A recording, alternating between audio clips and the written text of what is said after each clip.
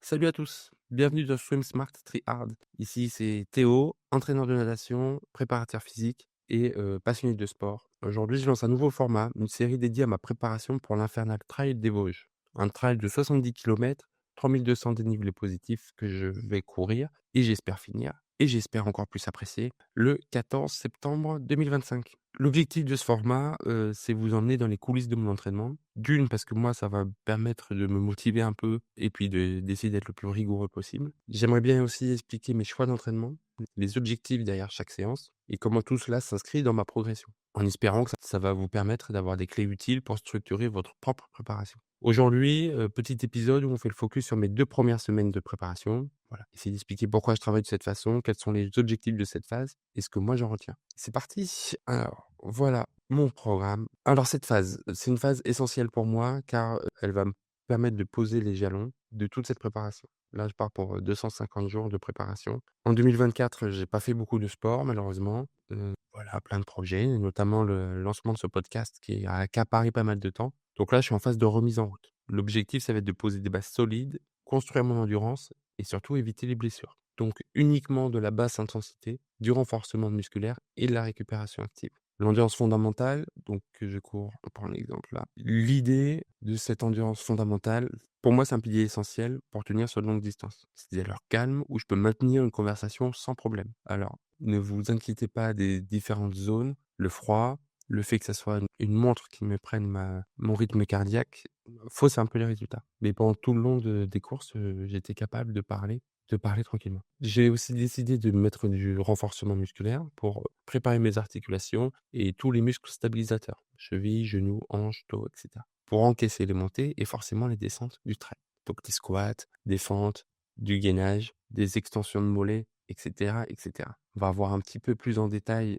Donc j'ai commencé avec 3 séances de course à pied pour pas toujours dans ce souci de progressivité. Puis après, je vais passer à 4. L'idée là, c'est d'augmenter le volume, mais pas l'intensité. Donc j'augmente le volume petit à petit. On peut le voir que j'ai fait une semaine, 2h36 la première semaine et 4 heures la deuxième. Voilà, 4 heures en rajoutant une séance d'étirement, une séance de natation qui vont me permettre d'augmenter mon volume d'activité sans avoir de blessure parce que le poids n'est pas soutenu dans l'eau, mais toujours une très faible intensité. D'accord. La course à pied, même si je fais pas que ça représente quand même la majorité de mon entraînement. On va être à environ 60%, 62% et on reste toujours dans des zones assez faibles. Donc la partie zone 4 en course à pied que vous voyez, encore une fois, c'est dû au froid, donc on ne tient pas attention. Voilà. Je suis en zone 3, mais j'étais à chaque fois en bas de la zone 3. Donc pour l'instant, je suis assez content de ce respect. Je sais que c'est pas facile de respecter cette allure.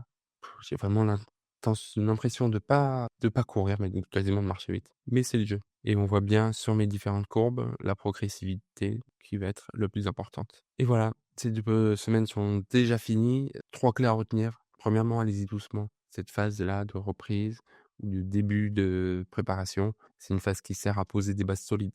Donc on se précipite pas et on y va tranquillement. L'idée, c'est d'augmenter le volume, mais pas l'intensité, pas tout de suite. Deuxièmement, il faut être régulier. Créer une habitude, même avec des séances courtes. Ça va être mieux de faire 3 fois 20 minutes de course que 1 fois 1 heure. Il faut que le corps soit soumis à un stress régulièrement afin qu'il essaye d'y pallier.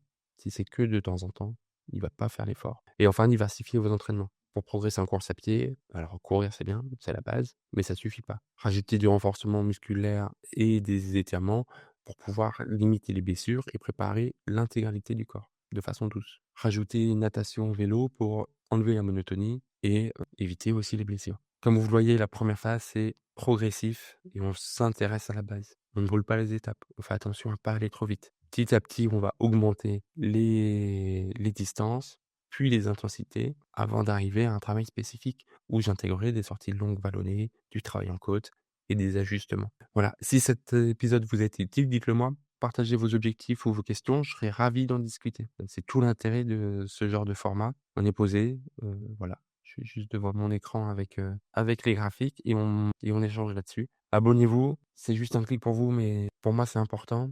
Et partagez. À très très vite.